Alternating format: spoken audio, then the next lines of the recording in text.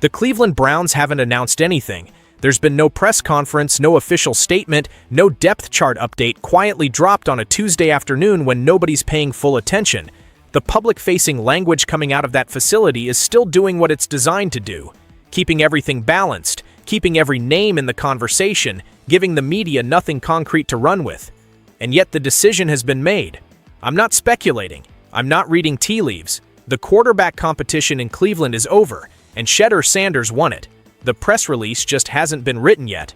Let me walk you through how I got there, because I'm not asking anyone to take that on faith. The first skill you develop when you spend real time covering this league, not watching it, covering it, is learning to stop listening to what coaches actually say. I mean that literally. NFL head coaches are among the most disciplined information managers in professional sports. They are trained almost institutionally to control every variable that leaves their mouths during competition periods. The words themselves are the most curated element in the entire broadcast. What carries actual signal is everything surrounding those words. The energy when a name comes up, the specific details that flow naturally versus the ones that have to be pulled out, the framing choices that accumulate into a message the actual sentences refuse to deliver directly. That's where the real information lives, and that's exactly where Todd Monken gave it away. He sat down and delivered precisely what a head coach is required to deliver during an officially open competition. Balanced, measured, distributed across every name on the depth chart. On the surface, it looked like a man being scrupulously fair and saying nothing of consequence. But I know what to listen for underneath that structure. And underneath it, he told you everything you needed to know. Start with Dillon Gabriel, because this is where the signal was clearest. When coaches believe in a quarterback, genuinely believe, not organizationally support because they're contractually required to, they get specific. They remember a throw from last Thursday's walkthrough. They bring up the moment in the film room where the young quarterback identified a coverage concept that a 10-year veteran sitting 2 chairs over completely missed. They tell you about a rep that made them exchange a quiet glance across the coach's box because both of them recognized something real happening right in front of them. That specificity doesn't perform itself. It surfaces naturally when a coach is emotionally invested in a player's future inside that building. And you genuinely cannot fake its absence. With Gabriel, that specificity wasn't there. What filled the space instead was technically professional language. Warm, respectful, the measured acknowledgement that any human being's hard work deserves. But Gabriel was not spoken about the way coaches talk about quarterbacks with real organizational backing and a genuine future in that depth chart. The language had a particular texture to it, resolved at its center, and anyone who has spent serious time listening to how NFL buildings communicate would recognize that register immediately. Gabriel isn't leaving Cleveland because he embarrassed anyone. He's not being moved because the coaching staff lost confidence in his ability or his character or his preparation habits. He's leaving because the organization has mentally moved past the question of whether he's the answer. And once that internal shift happens inside an NFL building, the emotional investment quietly redirects itself elsewhere. The specific reps stop surfacing naturally in conversation. The energy behind the name changes. The story stops being told with genuine forward momentum. And when a head coach stops telling your story with real investment behind it, the trade conversations have already begun in rooms that cameras don't reach. There's something else worth sitting with about Gabriel's departure that goes beyond his individual situation.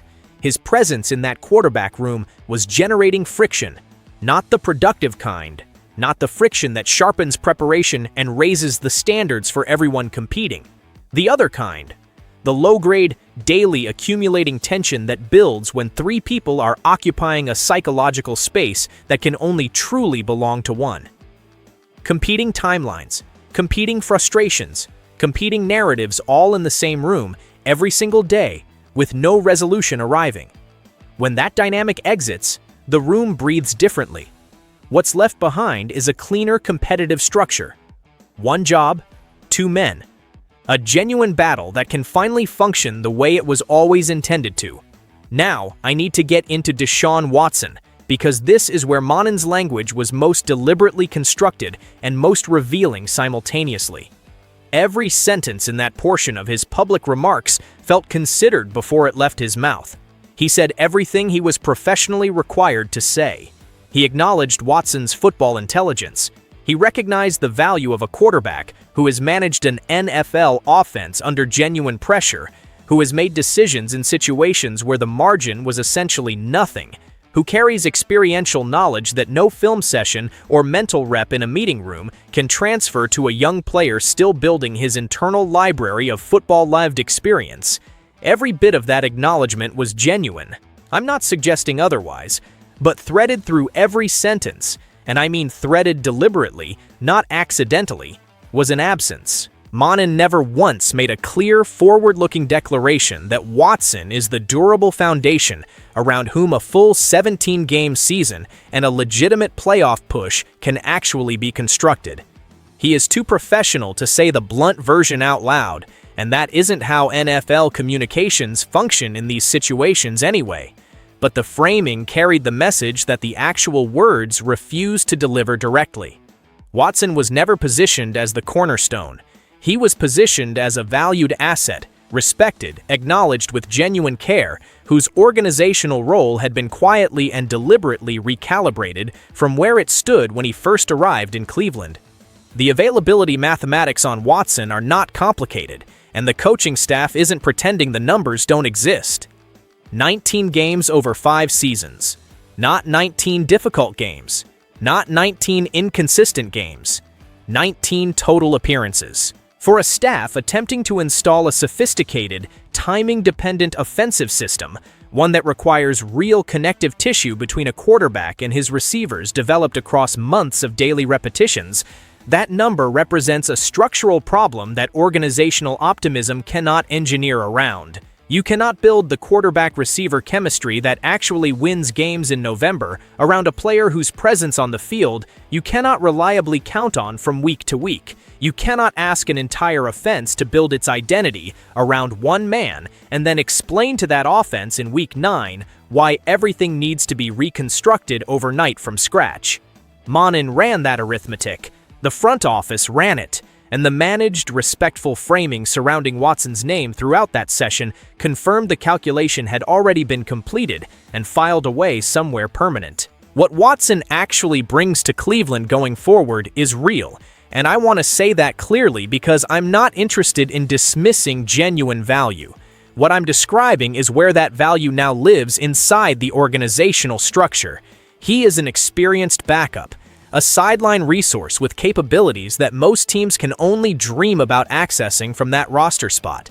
Someone who has been through the moments that fracture most people, who has carried an offense under real pressure in real games with real consequences and made decisions in situations where there was no margin left to negotiate with. Who can sit beside Shedeur between series and provide something no film room session can replicate: raw, lived, unscripted knowledge of what it actually feels like to manage an NFL offense when everything meaningful is on the line and the safety net has been removed.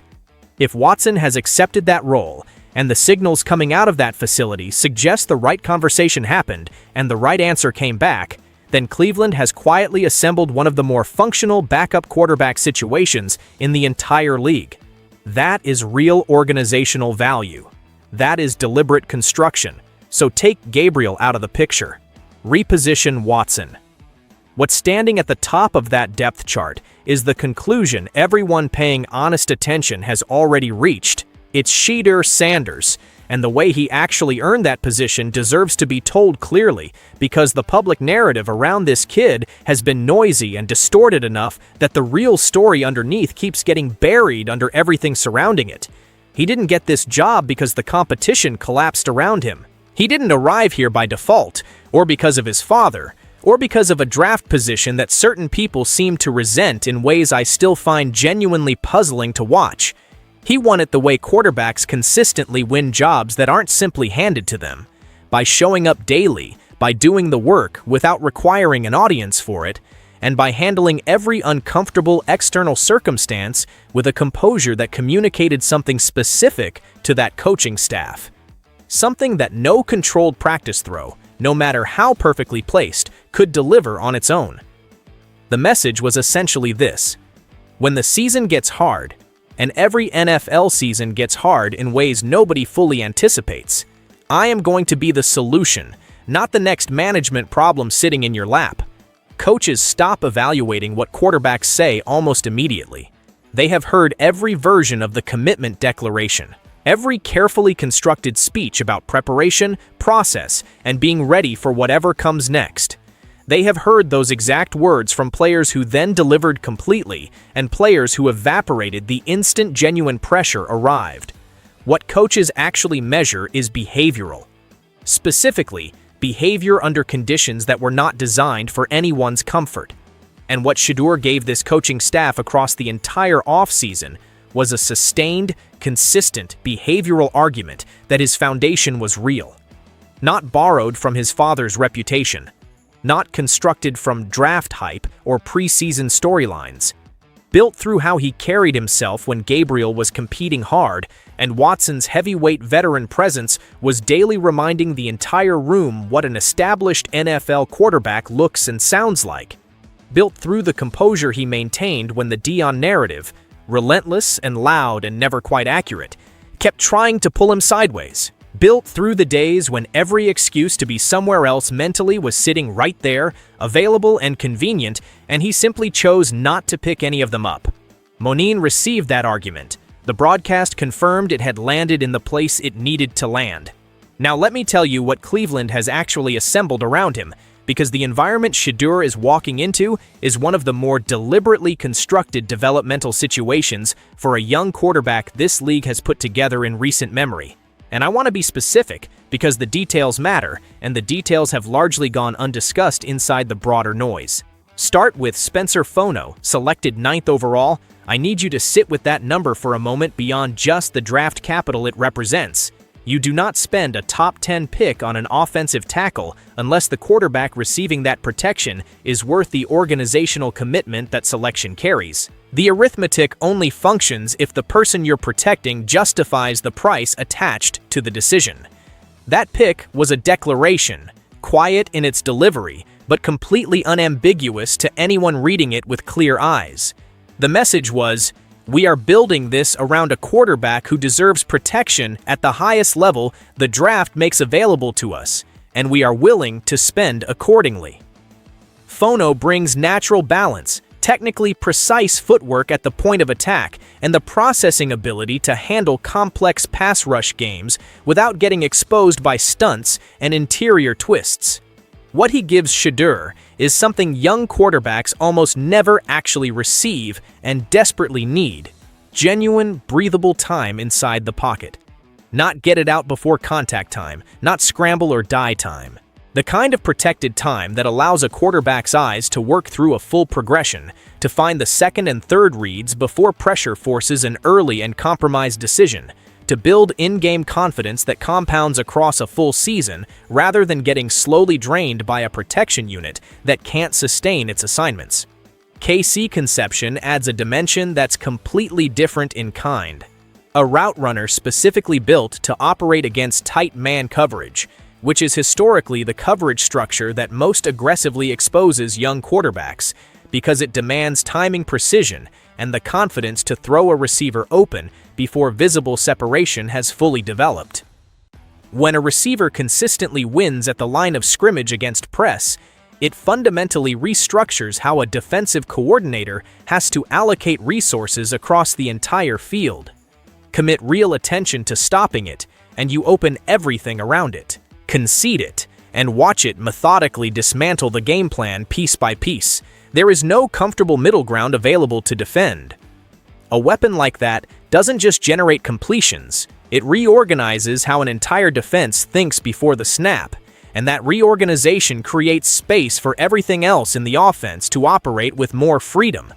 The complete picture is a young quarterback being placed inside a system specifically designed to support his development rather than demand immediate perfection from it. Protected up front at the level only top 10 draft capital can purchase. Equipped with weapons that win in genuinely different ways against different coverage structures. coached by a head coach with real offensive background who has already committed to Shedeur's growth in ways that extend well beyond anything said publicly. Backed by a defense constructed to keep the team competitive on the days when the offense is still working through the natural inconsistencies every young quarterback navigates in his first full starting season. None of that combination is accidental. It is the product of an organization that made a decision about its quarterback and then deliberately aligned everything else in the building with that internal decision. When a franchise constructs its entire offseason infrastructure around a specific player without publicly declaring him the starter, that is the clearest possible signal that the internal declaration was made a long time ago. Now, the honest version of where this actually goes, because I'm not in the business of packaging comfortable predictions inside the clothing of analysis, nothing in this league is guaranteed. Not for Cleveland, not for any roster that looks coherent and purposeful in May. Injuries materialize without warning and derail things that looked inevitable 72 hours before they happened. A brutal stretch of games in October can fracture a team's confidence in ways that cannot be forecast from the spring. A young quarterback's first genuinely adverse moment, the first real stretch where nothing is working and the environment gets heavy and the outside noise gets loud and the internal doubts start knocking harder. That moment arrives for everyone, and nobody can tell you in advance how it resolves. The league's unpredictability isn't a disclaimer you add to protect yourself from being wrong later. It is a fundamental feature of the competition itself. What I can tell you with real confidence is this: the architecture in Cleveland is more coherent right now than it has been in a very long time. The quarterback situation, which has been the defining source of organizational chaos for this franchise for longer than any honest person wants to count out loud, is quietly resolving itself around a player the coaching staff has already chosen. The offensive infrastructure surrounding him is intentional, specific, and built to develop a quarterback rather than simply survive a season. The room around him has been deliberately constructed to accelerate real growth. The head coach running this operation is a man who calls things embarrassing when they're embarrassing, who has no professional interest in maintaining comfortable temperature at the expense of honest standards. In a franchise that has let too much slide for too long inside that building, that might be the internal climate this organization has genuinely needed for years. The rest of the league hasn't fully processed what's being assembled in Cleveland. That's fine. They will soon enough.